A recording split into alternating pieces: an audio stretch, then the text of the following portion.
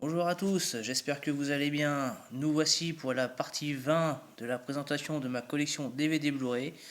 Et pour cette vidéo, donc je vais continuer dans les films asiatiques. Et nous allons commencer cette vidéo avec un petit film dont je ne me souviens pas trop, à savoir The Legend of Speed, qui est un joueur de Fast and Furious à moto.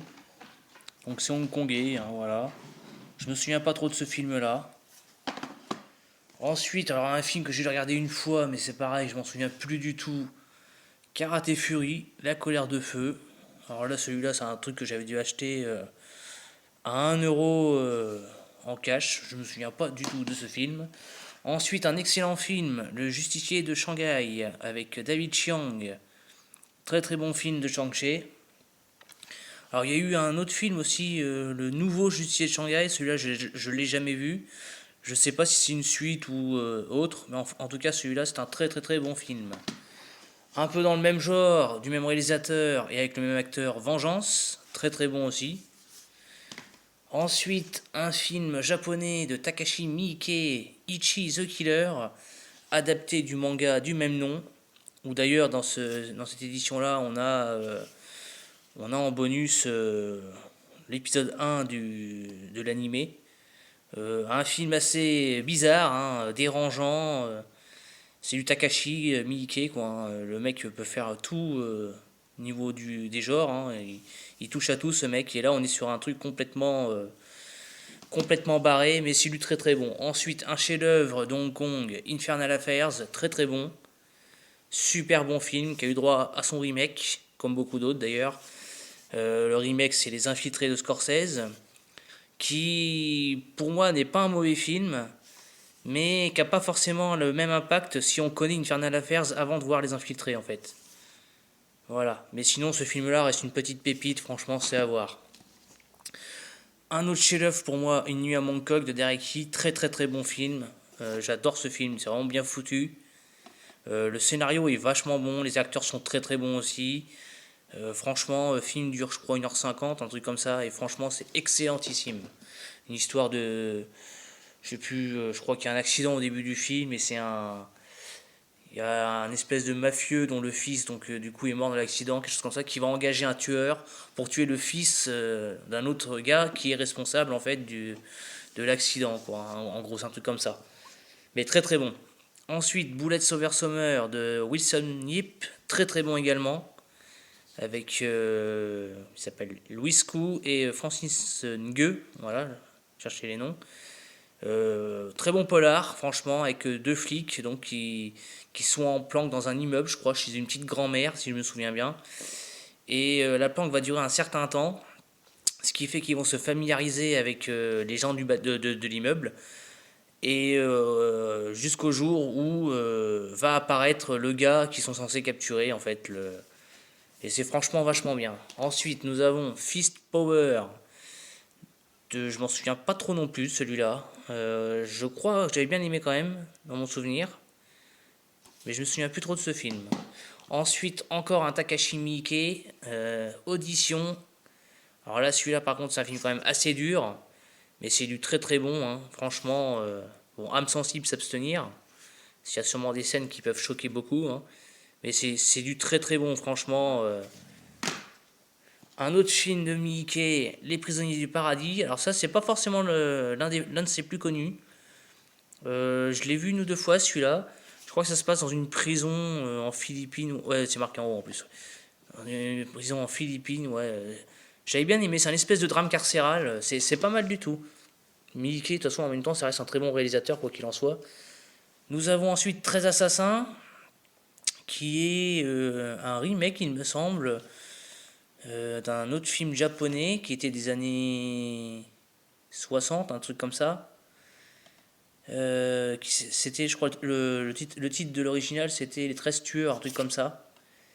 Et donc ça, c'est son remake, donc qui est plutôt pas mal, hein.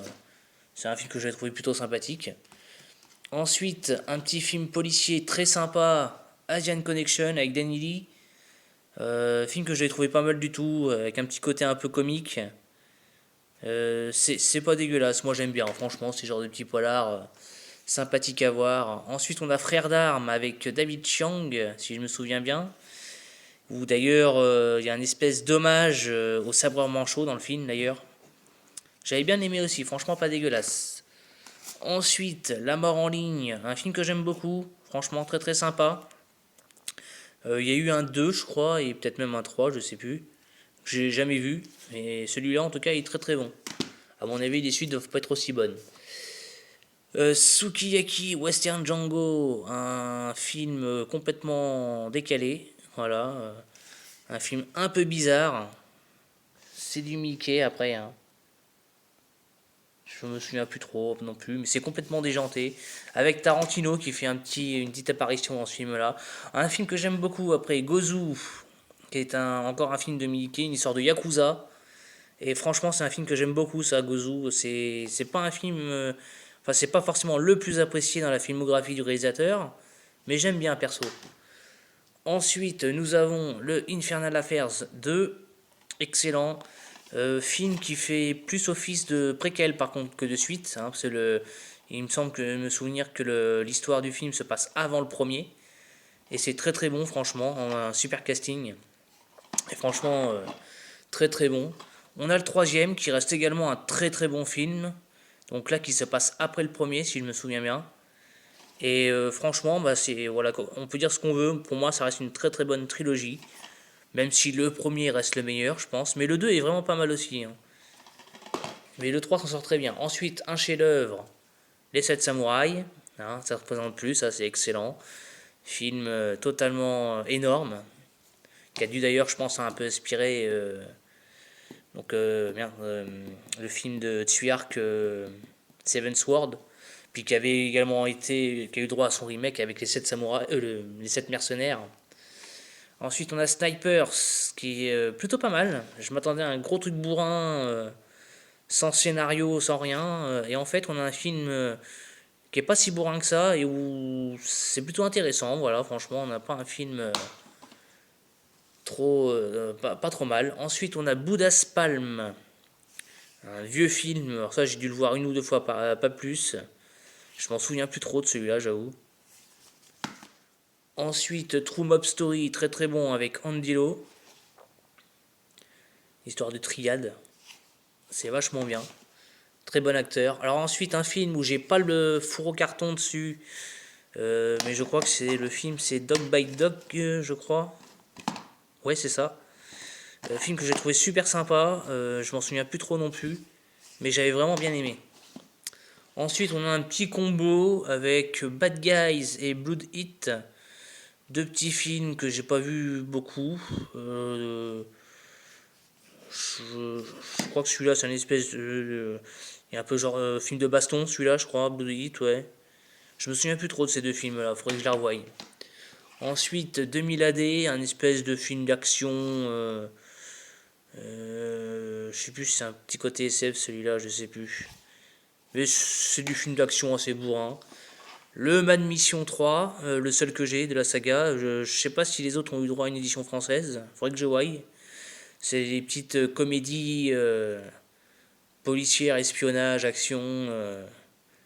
Donc là, celui-là, le titre hein, fait référence à James Bond. D'ailleurs, il y a, je crois, dans celui-là, Richard Kill, ouais, voilà, qui jouait requin dans deux James Bond avec Roger Moore. Il y a aussi le gars de Mission Impossible qui joue dedans. Ouais, c'est sympa, franchement. Ça se regarde, ça fait bien délirer. Ensuite, on a So Close avec Suki, ou Shuki, je ne sais pas comment on dit. Plutôt pas mal, avec deux sœurs tueuses, une femme flic qui leur court après. Sympathique. Ensuite, on a Color of the Loyalty. Alors, je crois qu'il y a une espèce de trilogie de ça. Il y a celui-là, il y a Color of the Truth.